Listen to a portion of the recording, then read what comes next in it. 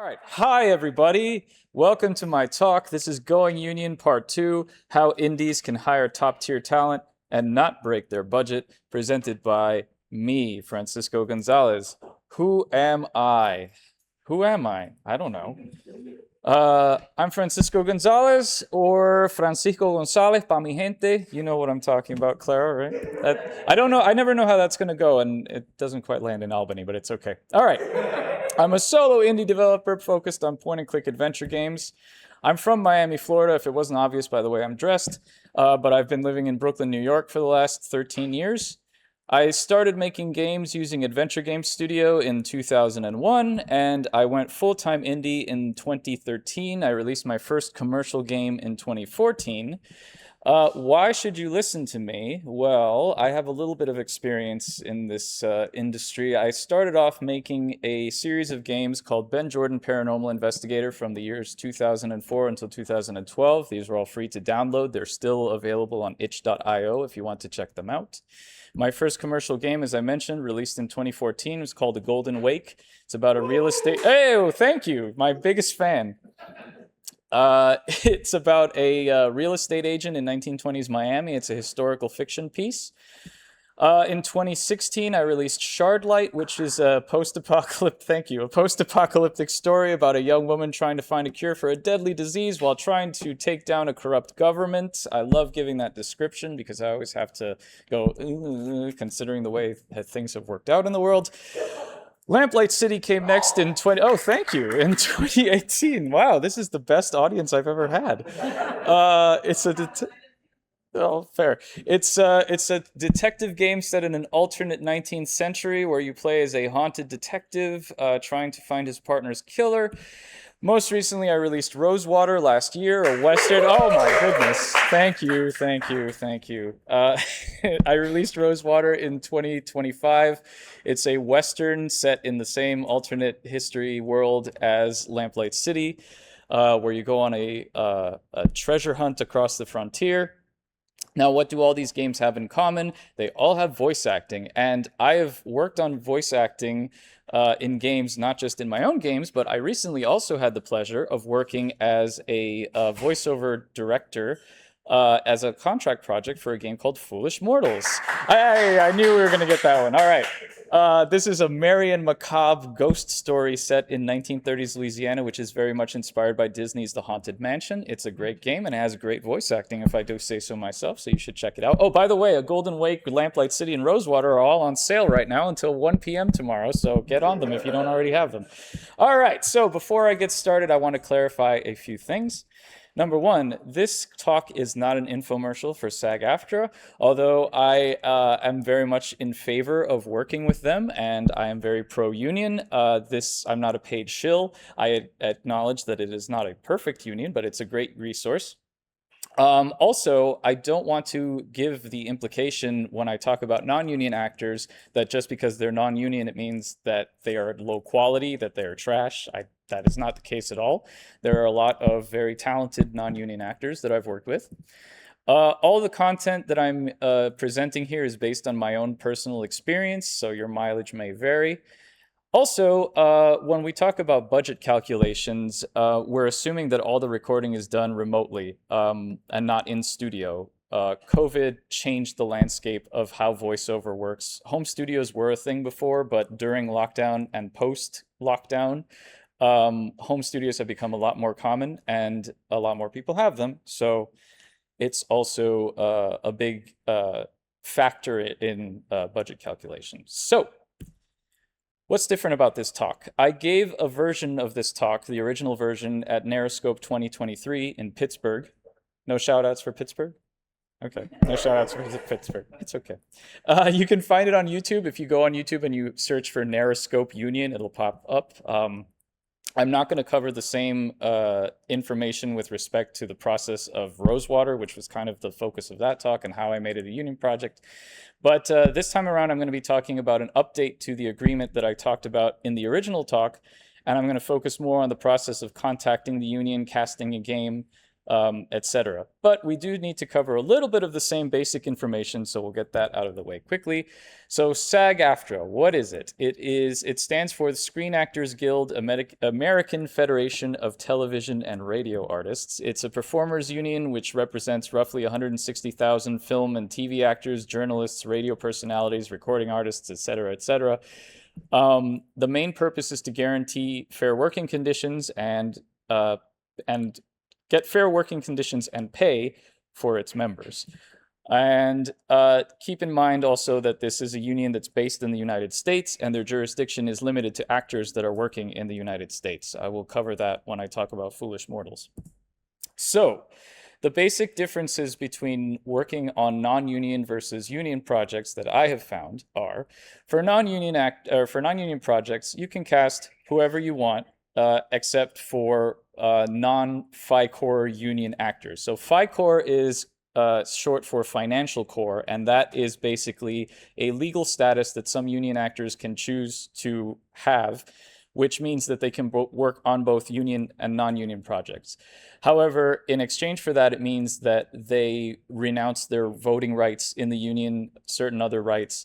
They pay fewer union dues, but also they can't vote for union stuff. So like they couldn't have voted for Sean Astin to be president. Isn't that cool that Sean Astin is the president of SAG-AFTRA? I think it's cool. Anyway, so there's no standard minimum rates in non-union projects, which is to say there's no legal defined amount that you have to pay. You can pay them $100 per session. You can pay them with pizza. There's nothing that says you have to pay this much. There's no required contracts either. When I've worked with non-union actors, we have had contracts to kind of just say, okay, this is what I'm going to pay you, but that's not required. That's not a requirement. And you can do open auditions. You can put out a call on Twitter and say, hey, I'm casting this game. Could you please, if you're a voice actor, please audition, and you'll probably get inundated in auditions. Some of them will be good. A lot of them won't be, but that's just usually how it works. For union projects, you can cast almost however you want, whoever you want, sorry, but mostly union actors. And there's an asterisk there, which I will explain in a moment. You must pay the minimum union rates, which is to say, based on the contract that you use, that's going to establish a minimum rate and a minimum session length that you have to follow.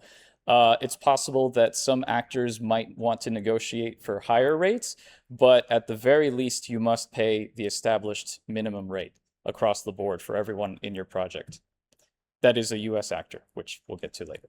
And there are also various rate options and different contract terms. It's very rigid, so there is some flexibility, but there is established precedent there. And the audition process is generally more formal. While you can reach out to actors and say, hey, I'm doing this project, I'd like you to be in it, usually you're going to deal with agencies, and you're going to do the casting process by way of working via agents. And I'll talk about that as well. So we'll start with a few misconceptions that I had, that I've spoken with other people that might have, and this talk is here to clear them up. And number one misconception is that union games require all union casts, which is not true. Of course, because you want to get the most bang for your buck, and if you're going to go through the process of making your game a union game, you might as well cast everyone in it from the union. But it's possible to have non-union actors in it as long as they work either outside of the USA, so they're not under the union's jurisdiction, or if they use what's called a Taft-Hartley agreement, and I will show a case study about this later with Foolish Mortals. So the Taft-Hartley agreement, very briefly, is an agreement that is required or allows a non-union actor to work on a union project. And it's basically an explanation to SAG-AFTRA as to why a non-union actor should work on a union project. So for example, let's say you're working on a game that's a sequel, and the original game was a non-union project, and the sequel is a union project, and you want the same person who played your main character in the non-union game to be in the sequel, but they're a non-union actor. That would be a good excuse to, or a good reason rather, to use a Taft-Hartley agreement. And the way it works is it gets signed, and the actor then has a 30-day grace period to use that Taft-Hartley to take as many union projects as they want during that 30-day period. Now, my understanding is, and please, if anyone knows or anyone online knows, correct me if I'm wrong, but my understanding is that this 30-day period, the actor is not required to complete those projects in those 30 days. You can take the project. If it goes on for a little bit longer, then that's fine. But as long as you book the project in those 30 days, then it counts. Once that 30-day period is over, though, then they become must join, and they must join SAG-AFTRA before they can work on any other union project. In the previous talk, I thought that the Taft-Hartley was just one union project. That's it. I was not aware of this 30-day grace period, so there's one change that I was not aware of. And again, Taft-Hartley only applies to actors working in the US. So if you have any other actor that is non-union, that is based in another country, then you don't have to worry about a Taft-Hartley agreement. And also, if you do use a Taft-Hartley agreement, as I mentioned the last time, make sure you send it within 30 days, send it back to SAG-AFTRA within 30 days, because if you do not, there is a fine. I found this out the hard way. So in the previous talk, I've mentioned the low-budget interactive agreement, which was proposed in 2019 by actor Crispin Freeman, shaped extensively by actor Sarah El Male, and the idea was, yes, the shout out for Sarah El Male, she's great. And the idea was that it was intended to allow indie developers access to union talent at a reasonable cost. So the requirement for the low-budget interactive agreement, and I'm very sad I had to get rid of this slide because it was Dr. Evil from Austin Powers doing the $1 million, because the original requirement used to be that your budget could not exceed $1.5 million. But now, as of 2024, the low-budget interactive agreement is now known as the Tiered Budget Interactive Media Agreement, or the TBIMA for short. TBIMA. TBIMA. All right. So let's take audience participation time. Show of hands. How many people here, well, actually, first, for my own curiosity, how many people here have worked on or intend to work on a game that features voice acting? That's a lot of people. All right, cool. How many people think that casting a union game would cost you more than $100,000? Okay, interesting. How many people think that it will cost $50,000 or less? I'm working down, by the way. All right, we got many fewer. All right, how about $15,000? Oh, interesting. There's more people that think, okay, interesting. All right, okay. How many people think that signing up a project to be a union game will involve a lot of complicated paperwork? Okay, all right. Do I have any fellow voiceover nerds in the audience? Like, if I were to say Joe Schmo, you would probably recognize an actor types. Okay. If I were to say, like, somebody names, like, a big famous voice actor that you know of. Anybody? Who? Matt Mercer. Okay. Nolan North. Who else? John Rhys Davies. Okay. Jen Hale. That's a good one. Okay. Dave Fennoy is another good one. All right. How many people think it would be impossible to get those people for your game? Okay, one. All right. Why? Price. Okay. Interesting you say that. Well, I'm glad I'm giving you this talk then. All right. How to make your game a union project in 3 easy steps. Step 1, figure out your budget. There's numbers incoming. Oh, do I have audio? Do I have audio here? Because okay, imagine there's a Star Trek noise here, because that's what I put in. All right, so this is the part where you might glaze over. I'm going to give you some numbers, but I'm going to try and be as concise and as possible. So the Tiered Budget Interactive Media Agreement has tiers, as the name would suggest, and not the ones you'll cry because of how much it'll cost you, but rather the separation of your budget. So as I mentioned before, the original budget requirement for the previous agreement was cannot exceed $1.5 million. Here we have a little bit more flexibility. Tier 1, as you can see, 250 to less than 1 million. Tier 2, 1 million to less than 5 million, et cetera, et cetera. I'm going to focus on Tier 1 because that's where what I'm working with, and I assume probably most of you will be working with. Note also that it does say 250,000, but you can go with sub 250,000 as well. It's just anything lower than 1 million. And so for an off-camera voiceover session rate, a 4-hour session for Tier 1 is $337.75, and the number of voices that can be performed are unlimited. So that means that you can have one actor play as many characters as you want, but you have to do it in a 4-hour session. So there's also something which is kind of like what's the word I'm looking for? Not royalties, but I guess royalties. Where you can, the agreement offers secondary compensation based on number of units sold. So, oh, I wrote it here, residuals. Of course, I should look at my speaker notes. That would help. So it provides residuals in a way based on two potential payments for every 500,000 units sold. So the tier 1 payment, you'll notice, is higher than the rest because essentially you're exchanging higher secondary compensation for lower initial rates. But the way I look at it, if your game sells 1 million units and you have to make 2 payments to each actor of $1,000 for that, that's like a drop in the bucket, hopefully, for the revenue you've got. So, no reason not to do it. So I'm going to show you Rosewater's budget breakdown.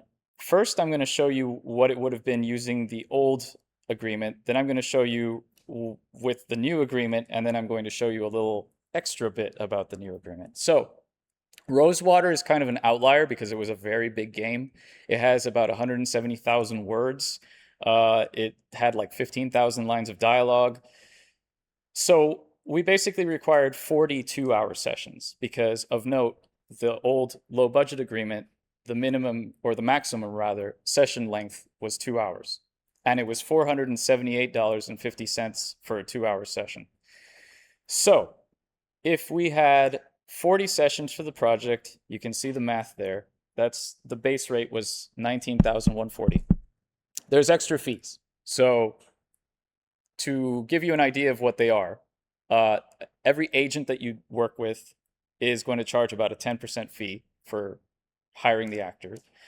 There's a workers' compensation fee that SAG charges, which is 20%. There is something known as, there are some actors who are loan-out actors, which means that I don't remember exactly the details, but they get a lower workers' compensation fee for that. But most actors you're probably going to work with are going to have that fee. There's the SAG-AFTRA pension and healthcare fee that's about 16.5%. It may have gone up, but it's roughly about 16.5, 17%. And then there's a payroll company fee. I'll talk about payroll companies in a moment.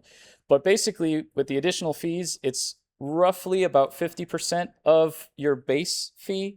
So all in all, everything added together, each 2-hour session was $720.50. So total budget, $28,820, which sounds like a lot, but in the grand scheme of things is really not that much.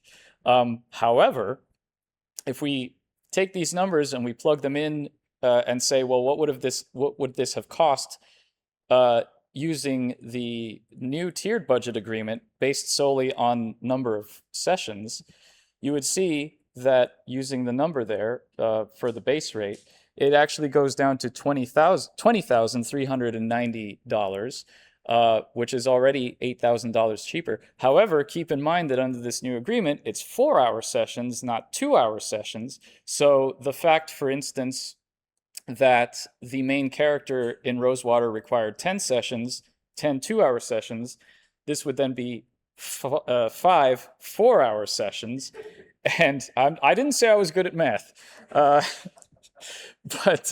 I mean, you kind of hope I would be with all of these numbers. But so yeah, basically, it would have required roughly about 26 sessions, actually. So with longer sessions and a lower rate, the cost's even more affordable. So a game with 170,000 words would have been $13,253.50. So that's pretty significant. Also keep in mind, though, that this is just the budget for the actor payment. I mentioned before about remote recording. If you're going to use a casting director, or if you're going to use, if you're going to record in a studio, obviously there's going to be separate costs for that. But this should be a good guideline for you to figure out what your game would cost if, based on, you know, how many sessions you can imagine you're going to have, and that also helps you figure out how many actors you can hire, etc. So that's step one. Step two is contact SAG-AFTRA. This is actually the easiest part, because all you got to do is send them an email to interactive@SAG-AFTRA or voiceover@sagaftra.org, and they will send you a bunch of paperwork to fill out. Now, I asked before how many people thought it was going to be a complex amount of paperwork. You're sort of right. It is a lot of paperwork, but it's not that complicated. So the main thing you have to worry about is obviously the tiered budget agreement, which you just have to sign and say, yes, I'm going to work on this agreement. You also have to sign the pension and healthcare adherence letter, which says, yes, I'm going to pay this 16.5% to the actors. Now, this is where it can get a little overwhelming depending on your cast size, because every actor is required to send in the contract, which is saying, yes, I'm going to work on this game. I'm going to receive this rate. If they agree to the base rate, fantastic. If they've negotiated a higher rate, that's included in the contract as well. They also have to send you their tax documents, which I will talk about when I talk about payroll companies. I actually had a fantastic casting director on Rosewater named Chris Shula, who handled all of this paperwork, which was great. So this is a reason for hiring a casting director or having someone to help you gather all of this stuff. Unless you're really well organized and can do it yourself, which I am not, but you know. So yes, you also have your Taft-Hartley agreements, if applicable to your project. You have to send initially, to get clearance for your game to be a union project, you have to send a proposed cast list and budget. This doesn't have to be final. This can just be, this just shows the union what your cast size is or who you want, and just to show them that your game's budget is not going to exceed the requirement for the agreement. And timesheets. This is the other thing that can get a lot of, but timesheets is basically what you use to keep track of the sessions, and that's what you send to your payroll company. Let's talk about payroll companies. So in non-union games, it's really easy to pay your actors, and I'm going to say you should pay your actors. Yeah, I mentioned before you could pay them in pizza, but don't pay them in pizza. Pay your actors. But non-union games is easy because it's just like, okay, they come in, they do their job, you Venmo them or PayPal them the money or whatever you want. That's it. At least that's what I've done in the past. So with SAG-AFTRA actors, they are not 1099 employees. They're actually W-2 employees, which means that unless you use a payroll company, you are responsible for dealing with all of those tax documents. And I don't know about you, but I have a hard enough time paying my own taxes. I don't know how to deal with other people's tax documents. So that's what the payroll companies are for. They handle all the tax information, and importantly, they handle the disbursement of the payments. So what you do is, and also they usually charge a 4% fee for the service, which is not unreasonable, as you saw in the budget charts before. Yeah, before I go there. So basically what they do is they'll take your timesheets. They will generate an invoice based on those timesheets, which you then pay, and then they take that money and send it out to your actors. Very easy. And saves you a huge headache. It is strongly recommended you use payroll companies, and I second that recommendation. So we come to step 3, which is cast your game. So once your game is clear, this is the exciting part. You get to cast your game, but who will you choose? Will you choose him or him or him? No, you will not, because you're obviously not going to get A-list celebrities. But if you, like me, are a voiceover nerd, and I know that some of you are because you admitted it. Oh my God, he admitted. This is the exciting part because you can work with some great people. So this leads us to misconception number 3. My game is too small or this actor is too famous. Well, that is not true. Most voice actors are happy to work. And yes, there are a select few who have become celebrities within the voice acting community, but the vast majority of voice actors, of union voice actors, would consider themselves blue collar workers, and they're not going to turn down projects, especially if they're union projects. So that was my big misconception. I didn't think I was going to be able to. I shot for the stars. I made a cast list of a fantasy cast list of people I never thought I would be able to work with, and spoilers, they all said yes. Um, so that was my misconception. Another misconception that I was afraid of was that agents were going to be scary and that they were going to be these cartoonish cigar chewing people who were just out for, to get as much money as possible. But that's not true. They're not your enemy. They want to get their clients work. Obviously, they're looking out for their clients. And yeah, if their client asks for more money, okay, sure. But it's not like they're going to be a barrier. They're not going to say, no, your project's not good enough. So the worst case scenario is either they ask for more money or they say no. And, whatever, you move on. It's fine. So if I don't have audio, this next video is not going to really make much sense. But I have a testimonial from a lovely actor that I worked with. Oh, this video doesn't seem to be here. Nope. Oh, there it is. Wait, I see her on my slides, but she's not on the screen here. Well, I had a video from Sissy Jones, who you might know from Firewatch, and she has. If you look up my other talk, she's in there too. But she basically talks about. She says the same thing. Actors want to work with you. It's they. Oh wait, nope. Network error occurred while trying to load the video. All right. Well. Anyway, her points were that the union is flexible. There's waivers.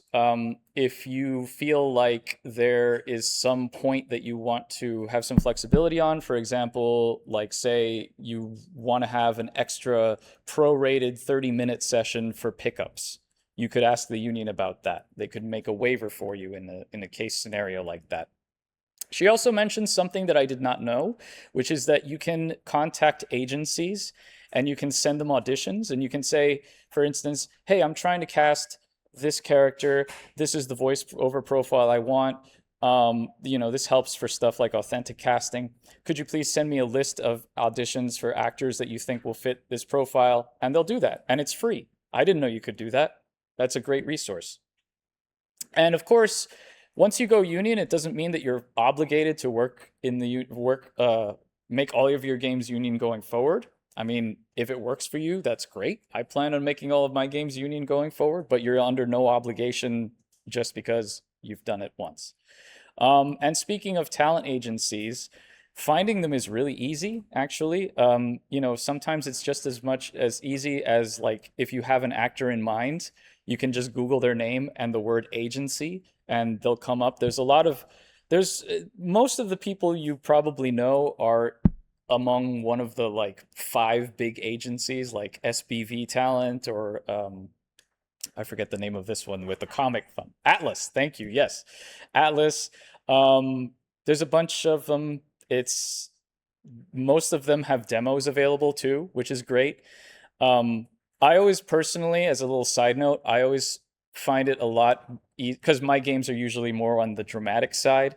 So I tend to listen to commercial demos rather than animation demos because animation demos are always, or interactive demos are usually the actors doing like barks for AAA games or like crazy wacky cartoon voices. So you don't really get a sense of what they actually sound like. So that's a little fun issue that comes up sometimes. But yeah, they provide all of their different genres of demo, which is great.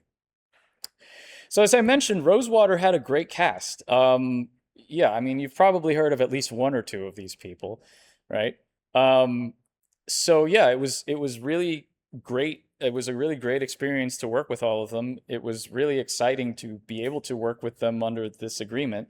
And so all of them, with the exception of Amelia Tyler, who you might recognize as the narrator from Baldur's Gate 3, amongst other things, were based in the US. So the union rules applied to all of them. Amelia is in the UK, so she got the base rate. I didn't have to worry about all the extra union stuff. Yeah, and I had Taft-Hartley agreements for some of the actors, including Maya Murphy, who used it to join the union. So well done, Maya. So I then worked on Foolish Mortals, which also had a great cast. Their biggest get was their main character, AJ Locascio, who played Marty McFly in the Telltale Back to the Future games, or game, rather, the episodic game. He's also Gambit in X-Men 97 and amongst many other credits he has here. And yeah, he was like the main get. Everybody else, I believe, I can't remember right now, but I'm fairly certain that only James Brown Jr. And yeah, I think he was the only other union member. Everyone else was either Taft-Hartley or in the UK, because the developers of Foolish Mortals were UK based. So they had to. This is an interesting case study because it's a mixed casting. So because they were based in the UK and most of the actors were based in the UK, only really half of the cast was based in the US. And so only half the cast fell under the specific rules of the tiered budget agreement. And so their budget was actually, I'm not going to get into numbers because it's not my project to talk about, but they had some flexibility there. They could negotiate shorter sessions and prorate the budget for the UK based actors because they were able to do that. So that's how they were able to keep their budget a little bit more conservative for their project as well. So with regards to the recording process, as I mentioned, home studio setups more or less have the same microphones. Most voice actors have pretty much the same microphones. As you can see, it's all done on, well, you'll see in a moment, it's mostly all done on Zoom or Google Meet. The experience was pretty similar with both Rosewater and Foolish Mortals. The actors all recorded the audio on their end without any processing or filtration or anything, so it was as raw as possible. Uploaded it to Dropbox. I would download it and edit it all. And the audio quality differences were minimal. There's 3 standard microphones that most voice actors have. And they had varying studio setups. You can see down there, Roger Clark was in a booth. We had a couple of actors who had like treated closets. We had Dave Fennoy, who was in outer space. Cam Clark in his bedroom.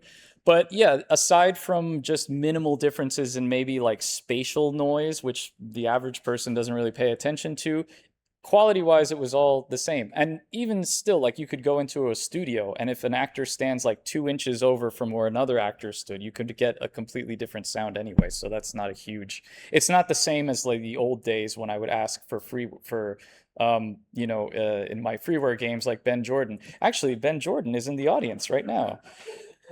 Hi. Yeah. Hello. I would ask friends on the internet to just record, and there was so many different microphones that you had one character who sounded professional maybe, and another one who sounded like they were in a closet. And yeah, you don't get that here. Is what I'm trying to say. So to reiterate, the advantages of working with union actors is that I did say before that non-union actors are not trash, and that's very much true. However, it's undeniable that union actors bring a level of experience, generally speaking, because they have been doing it for so long. And I mean, yes, it's possible to join the union just by paying dues, but one would expect that when you take that step, you're doing it because you expect to get work, and therefore you're serious about it. So you have this experience. You're not just coming in with no experience. And that means that it saves a lot of editing time. And as someone who has had to edit the various hours of audio for both Rosewater and Foolish Mortals, I can tell you that the cost associated with this is worth its weight in gold in the time you save in the editing booth, or editing whatever your editing room, editing suite, whatever, editing, whatever. It's time saved on editing is what I'm trying to say. I'm a professional. All right. So voice actors are also, a side benefit is that they're wonderful at advertising. Most of them, if they work in AAA, they've signed I don't know how many NDAs, and the classic response when they get interviewed is, "Oh, I'm working on so many cool things, but I can't talk about them." I mean, you can do an NDA if you want, but as an indie developer, I told all the voice actors, look, I don't do NDAs. Tell everybody. Go scream about it. Please do. And some of them did. And if they have a big social media presence, you'll get more attention. You know, it's people love listening to their favorite voice actors. And also, quality performances get noticed. So as for an example of one, I got an article written up because someone got excited that the main character from Red Dead Redemption 2 was in another cowboy game. And it's a great way to get eyes on your project. And I was also very fortunate that Rosewater was nominated for IndieCade 2025 for Best Performance. Also nominated for Best Voice Acting in the Debug Awards along stuff like Dispatch and The Drifter, which is a huge honor. And it also won the Adventure Game Studio Awards for Best Audio, which is near and dear to my heart because, yes, Adventure Game Studio. And now I'm not, it also, Foolish Mortals also got praise for the quality of the voice acting, and it won Best Dubbing at the Adventure Game of the Year Awards. So I'm not saying that you should cast your games with union actors just to get awards, or that if you do it, you're going to get, you're guaranteed to get them. But a little recognition is nice every once in a while. So final thoughts. Despite the examples that, well, actually that's outdated because I didn't mention them. There are a couple of other games that I'm aware of. Voodoo Detective is one of them. And Lucy Dreaming is another one. Side note, Josh Mandel, how many of those games did you work on? Because I feel like, didn't you work on Voodoo Detective? Or do some writing for Voodoo Detective or something? No? Okay, well, sorry, I didn't mean to put you on the spot. But Josh Mandel has contributed to many indie game projects, so he's a good man to work with. But anyway, there are other games who have done this, but this still remains an untapped resource, I feel like. I would love to see more games take advantage of this. I don't want to, be nagging, but I think everybody should do this. And when I first got in touch with SAG-AFTRA about this for Rosewater, and I was talking to the union rep, she said to me, not many people ask about this. Like, we have it out there, but not many people take advantage of it. So the moral of my story is you never know unless you ask. So ask. So a couple of resources. There is this video on YouTube called Getting Your Dreamcast Unboxing the New Interactive Agreements from SAG-AFTRA, which basically explains everything I just did, but regarding the old agreement. But if you want to hear it straight from the people involved, including Sarah Elmale and Sissy Jones and Katie Sikkema, who used to work for SAG-AFTRA and who I dealt with, it's a great video. And also, Sarah Elmale has a website where she has an explanation as well, and she also has a lot of resources regarding how to put together sides and audition documents for your actors and how to work with them and stuff, which is great. So, we are at the 40-minute mark. That's my talk. Thank you very much for listening.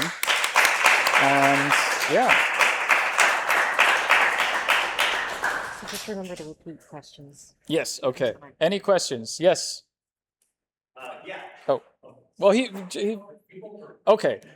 You first, then you. Yeah. One row, go. Sure.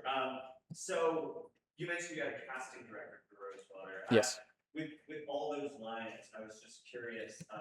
I imagine just the cutting of the audio would also take quite a amount of time. Is that something you did yourself, or is that something you might hire someone else to do, or balance?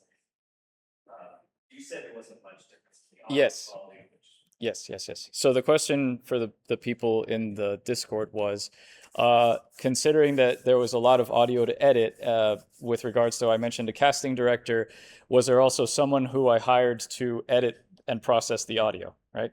No, I did it all myself. And that took a very long time. You can hire someone else to do it. If it's in your budget, yes, you can. But I did it all myself because I did not have the budget, and I enjoyed doing it. It is tedious, I'm not going to lie.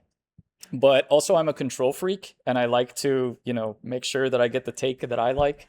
I actually edited all the audio for Foolish Mortals, so I got to be the one who picked the takes that I thought were good. Although in the recording process, we actually had the writers in the sessions with us so that they could give input and if they had to provide any extra context. And so a lot of times if they really liked something, I would tell the actor, say, that's the one, so that when I listened back to it, I would hear them go, that's the one. I'm like, okay, I'll take that one. There's probably easier ways to do that, but that was my little method of doing it. Yes, so. I was just going to say that approaching AAA or AA talent can also work in your favor for two reasons. One, some of them are not into video games and they would like to be. Right. So they are eager to get their foot in the door. Mm-hmm. The other thing is that they happen to like the material. Mm-hmm. We got Gary Owens cheap to do 2 space quests because he liked material. So he paid very little and we got him and it was great. I also wanted to mention the movie Mad Monster Party, the Drunken Bastard, the animated movie. They wanted Boris Karloff. They could not, he was sick, they couldn't afford to bring him to the US.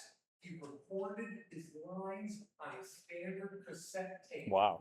Okay. And sent them through the mail to the US. But if you listen to the movie, you would never know. And these were tools that they had back in the 60s. Yeah. So today, yeah.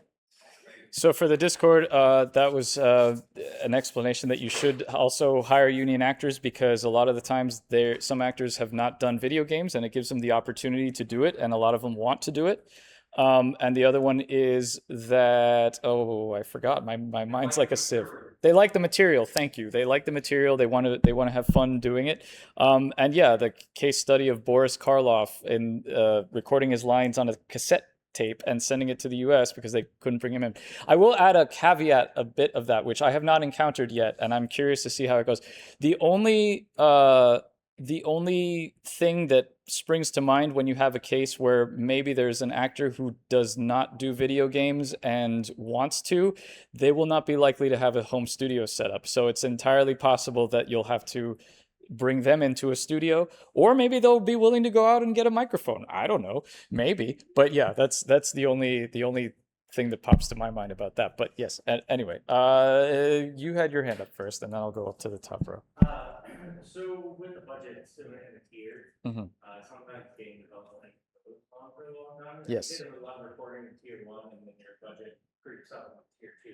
Like, go back and repay everybody in tier 1 difference, or? That is an excellent question. I actually don't know. That would be a good question to ask. I would assume that if you are providing a cast sheet and a preliminary budget that you've done, if you're approaching the edge of the tier, you might have to have a discussion about what happens if you exceed it. But I actually do not know. So that is a good question. I will look that up. The question was, by the way, if you, during the process of recording, find that your tier goes from your budget increases because you have more recording sessions that you anticipated and you have to pay the actors more. If your game's budgeting, or whatever other reason, your game's budget increases and you exceed a tier during production, do you then have to go back and repay the higher rates? I'm going to assume probably yes, but yeah, anyway. Back in the back, Meredith, you had your back. Sorry, Eric. No. I was just wondering if there were scenarios in your experience where you have to look at retakes, Yes. how that might factor into. So the question was, were there scenarios where I had to do retakes, and how did that factor into the budget? That's an excellent question. Yes, I did. And that's why I talked about potentially using waivers. Because there were 2 experiences on Rosewater where we actually had to pay the full cost of an extra session for only about 15 minutes worth, because we either had to do retakes, or in one case we had one character who I had overlooked and I had cast in a role that they did not feel comfortable playing because they did not feel that it was authentic casting. So I had to go to another actor that was already playing another character that fit that description and have them come in for an extra session. But that only happened with like 1 or 2 sessions. Stuff like that can always easily happen. So I think it's wise to budget for that eventuality, or that possibility rather. But I also think that that's another reason to seek out a waiver for like a prorated session for retakes or something, instances like that. Eric. So, oh, last question from Eric. Make it a good one. So I don't ever work for like a studio, Mhm. and based off of the conversation, it doesn't seem like it's what they said. If you have one union actor, you all cannot make. That's what they always told me. Mm-hmm. That doesn't seem true. So if I understood the question correctly, you're saying that you've worked for major studios and they said that if you have one union actor in your project, all actors must be union. Correct. That's not true. I thought that too. That's not the case. As long as you have them under Taft-Hartley or they're not based in the US, yeah, they don't all have to be union actors. Again, it comes to the point of like, if you're going to go through the trouble of making it a union project, it's in your best interest to cast all union actors. But yeah, no, that is not the case. Is right. All right. That is my time. Thank you all. If you have any other questions, I'm around. Thank you.